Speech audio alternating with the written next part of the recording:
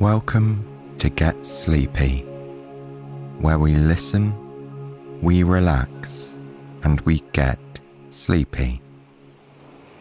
My name's Thomas and I'm your host. Thanks for tuning in. Tonight, in the first of a two-part story, Heather will be reading to us as a lady called Anita spends the morning among the flowers in her lovely cottage garden. So, the day is done, and your responsibilities can be put to one side while you rest and recharge. If you need to reposition in bed to make yourself more comfortable, feel free to do that now.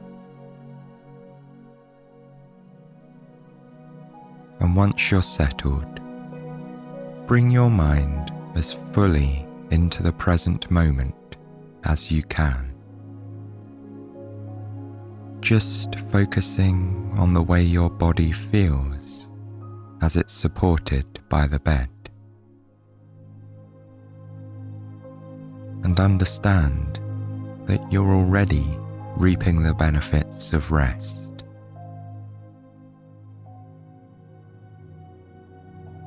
As your body relaxes, imagine a small golden light in your chest. Picture the light glowing, radiating from your heart, and then expanding outwards. Now, breathe in and imagine the light and warmth spreading out into your neck and shoulders. And as you exhale, let go of any tension or discomfort. When you inhale again, imagine the light slowly moving down to your arms and legs until your whole body relaxes. Then exhale and let your breath settle into a comfortable, natural rhythm.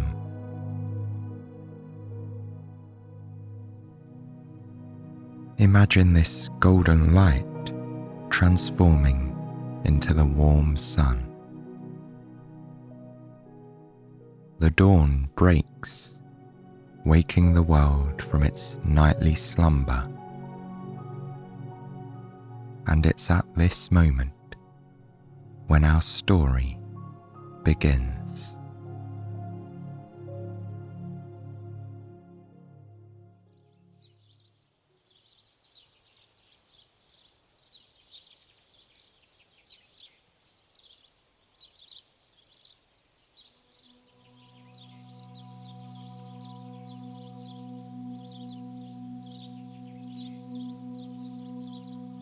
Anita is awoken by the sun before her alarm clock has a chance to ring. She smiles as she wakes up slowly. This is just how she likes it.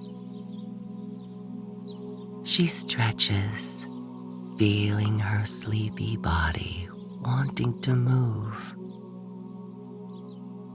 The first light of the day shines through the thin, translucent curtains, filtering gently into her darkened bedroom. She's had a good night's rest, and her bed is soft and warm.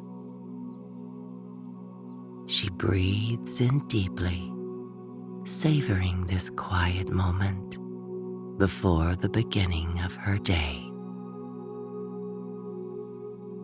At first, the room seems to be silent, but when she pays closer attention, she's able to pick out the individual sounds that somehow blend into a smooth nothingness. There's the hum of the fan above her head and the ticking of her bedside clock. A bird chirps outside and she smiles, knowing she's not the only one awake at this hour. And underneath it all is the quiet sound of her steady breathing. It's the perfect morning, she thinks. Anita stretches again before reaching over and turning on the lamp beside her. The warm glow of the light helps her to wake up even more. She blinks and rubs her eyes and then picks up her alarm clock. It's a charming old-fashioned clock that she's owned for many years. The red paint is slowly peeling away. Behind the glass, the paper face of the clock is starting to turn brown with age. Anita presses the off switch to prevent the alarm from ringing. Then, after throwing off her blankets, she places her feet on the cool wood floor and walks to the kitchen. The room is bright and airy, and the morning sunlight streams through the window. Anita walks slowly around the kitchen, running her fingers over the cabinets. Although faded now, the hand-painted teal wood with the flower design brings a smile to her face, as it reminds her of the summer before last. She'd still lived with her parents and brother back then. She remembers her family's excitement when she told them about her plans to move to the cottage. That's when her brother built these cabinets for her. The whole family had fun getting messy as they painted the wood together. Anita smiles as she remembers that warm summer day in her parents' backyard. She thinks of her family every morning when she wakes up, and every night when she turns off the last light in her house. Anita opens one of the painted cabinets and pulls out a jar of coffee grounds. Next, she places a filter inside her old coffee maker. Then she goes to the sink and carefully pours the water into the chamber of the coffee pot. Now she needs the measuring spoons, but they always seem to hide from her. Where could they be this time, she wonders. Anita bustles about the kitchen, opening drawers and searching her spotless countertops, until at last she finds them hiding in a cabinet. Then she scoops the coffee grounds into the pot, closes the top of the machine, and switches it on. Once it's running, she heads to the bathroom. As she showers, the coffee pot slowly warms up the kitchen, letting out small wisps of steam. the glass of the coffee pot soon becomes clouded with the heat. The coffee is ready by the time she comes back to the kitchen, wearing a cotton shirt, some cargo pants, and her favorite socks. A watch glints on her wrist in the morning light. It's an old gift from her grandfather, and she traces the lines of its faded leather strap with her eyes. The hands, ornate and pointed, always remind her of the tall cuckoo clock in her grandparents' home. As she gazes at the watch, she feels closer to them. She's already looking forward to the holiday season when she'll visit her grandparents again. Anita pours the coffee into a thermos before grabbing a clean water bottle from her dish rack and filling it up with water. With her essentials ready, she walks to the back door of her cottage. Here, she places the bottle and the thermos into a bag hanging on a hook by the door, carefully fitting them into the netting that will hold them upright. Finally, she puts on some sturdy brown shoes, takes the bag off the hook, and gets a wide-brimmed straw hat. Then she opens the door and steps outside. The sun shines brightly in the sky. Anita blinks as she walks into the garden. Once her eyes have adjusted to the brightness of the colors, she looks back at her house. It really is a cottage, she thinks, noting the brown thatched roof. The long wheat straw shimmers in the sunlight. This straw was grown specifically for the roof of the cottage. As Anita looks up, she notices light, stray pieces of straw shining in the corner of her vision. She walks slowly alongside the cottage, running her fingers across the rough, pitted surface of the stone wall. The first flowers she sees are the morning glories, growing up a wooden trellis. She can still remember the care she took in planting the flowers 2 years ago after the frost had passed. Whenever she sells the morning glory seeds in her shop now, she always tells her customers to plant them in late spring. The seeds have to be nicked before they're planted, so they have the best chance of growing.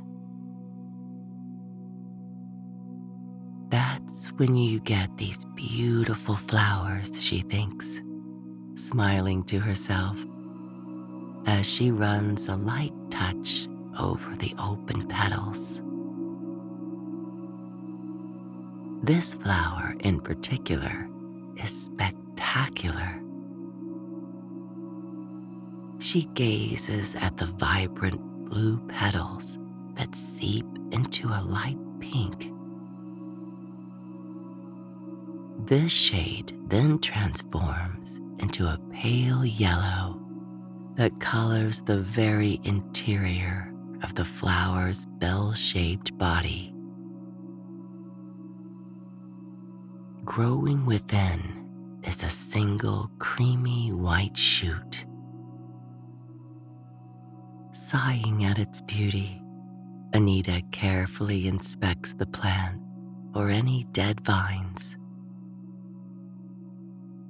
Although it's still early in the season, she decides that she can never be too careful. She checks over the plants, allowing her fingers to graze the green leaves, listening for the telltale sound of dryness. Good, she thinks. None yet. When the seasons change, she will check more rigorously. Next, she inspects the cedar wood trellis that the plant grows over. The wood is locked together in a grid pattern and helps to support her lovely morning glories. Anita checks for any breakage in the wood, such as damaged joints or visible cracks. But so far, there isn't any.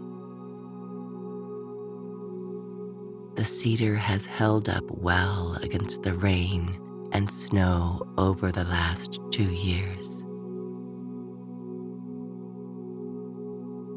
Finally, she stoops low to the ground and breathes in the petrichor, the evocative smell of the earth after rainfall. It's one of her favorite aromas in the world. Here, she pauses, inhaling the rich scent of the moist earth. Although the soil is gradually being warmed by the sun, it's still a little damp from the morning dew and the watering 2 days ago. This is where the heart of her plants truly lies, deep beneath the soft earth. Sighing happily, she gets up, dusting off her knees. She doesn't need to touch the soil to know that her morning glories don't need watering today. Turning the corner of her home, Anita steps lightly onto a stone path which leads to her shed. Fashioned after the style of her cottage, the shed holds all of her most prized gardening equipment, both new and old. She fishes out her key bunch from her knapsack. A watering can charm clinks delicately against the other dangling keychains. From the bunch, she pulls out a small brass key, unlocks the shed, and steps inside. Breathing in, Anita smells the distinctive, earthy scent of the potting soil inside the shed.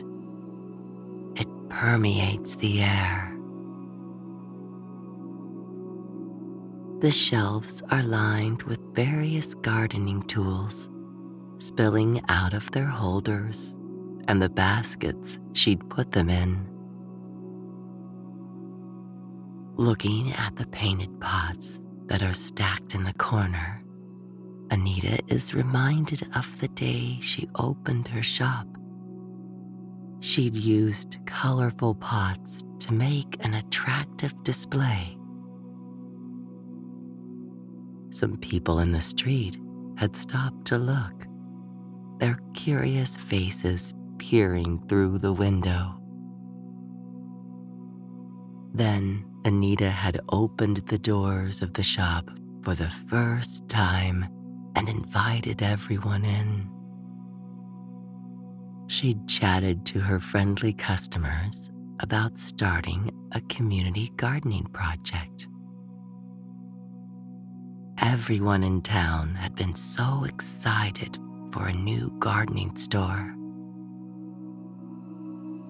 The kindness and enthusiasm of Anita's first customers had brightened her day. Even now, thinking of the shop opening still makes her smile.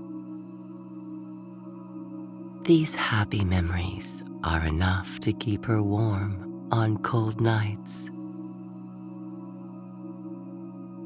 Anita picks up a worn pair of green gardening gloves, which were a 13th birthday present from her grandmother, and gently tugs them on. She takes a red watering can from the shelf and then picks up a pair of shears, which are almost as long as her forearm. She inspects the shears for rust. The blades are still sharp from being filed recently and should remain like this for another year or so. Still, she tests them against a twig in the shed. The shears cut through it cleanly. She places the tool inside a sturdy wheelbarrow and then goes over to the corner of the shed. Here, she picks up a couple of plastic jugs. Each has a spout on the bottom that she makes sure is closed before placing the jugs in the wheelbarrow.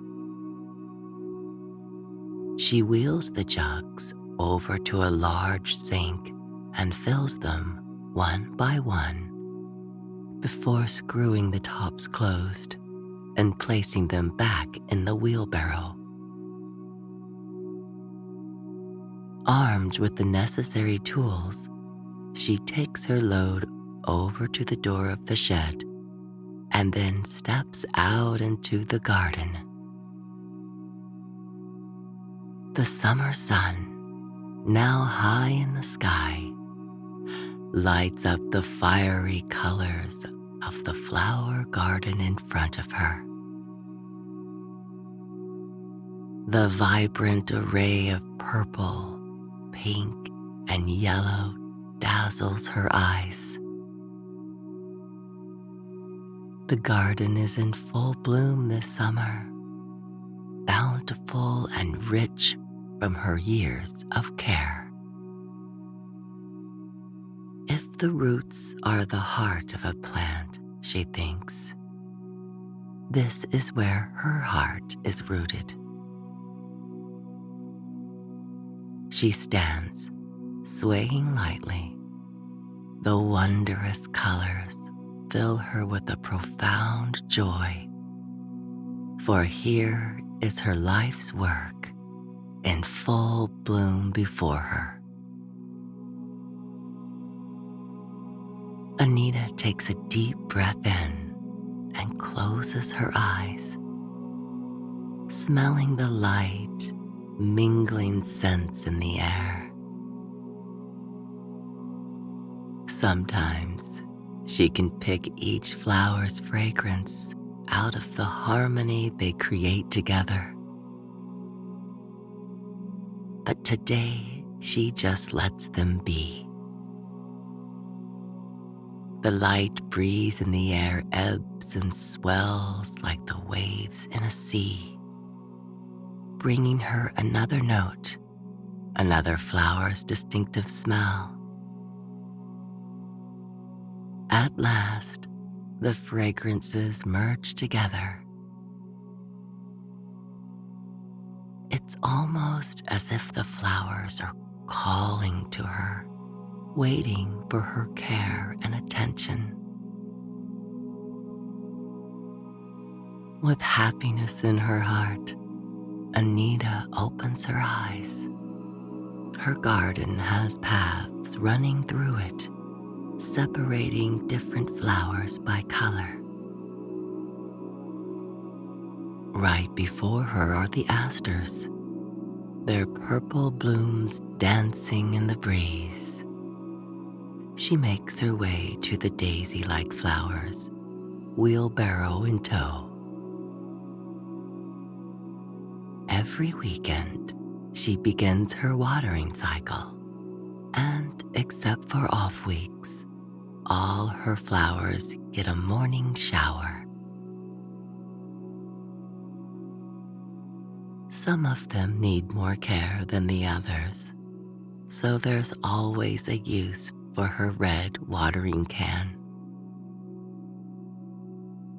Anita places her fingers underneath the asters, checking the soil for moisture. It's on the drier side, she thinks, going back to her wheelbarrow to fill up the watering can. When she returns, she notices a butterfly perched delicately on one of the purple flowers. Its orange wings look like stained-glass windows. Turning translucent in the sun, they throw a peachy light onto the aster bloom. Deep black lines run through the wings, portioning the sunset color into different sections before ending in a dainty lace pattern at the curved edges. A monarch butterfly, she thinks. Anita watches its wings fluttering lazily as it drinks deeply from the yellow center of the flower. She notes how even the small white dots at the very edge of its wings seem to be peachy. It's as if the orange wants to steep every part of the butterfly's body in its vibrancy. When the butterfly finishes its meal, it flies off to find another bloom. It flutters happily after drinking the sweet syrup within the aster. Smiling, Anita tips the watering can into the aster's roots, careful to avoid the leaves and flowers. With enough care, the stream misses the body of the plant, thus preventing the powdery mildew that comes with wet leaves. The aster does look a little happier now, she thinks. Anita hums to her flowers as she waters them. Their purple heads bob and sway with the water, brushing against her knees like small children moving towards their mother. She makes her way through each bush until she reaches the end of the line. After picking up her shears from the wheelbarrow, Anita spends some time with the flowers. She speaks to them in a sweet voice as she inspects the leaves for mildew. It's never too difficult to spot against the saturated green of the healthy leaves. The mildew always makes the affected leaves look as if someone has sprinkled a fine white powder all over them.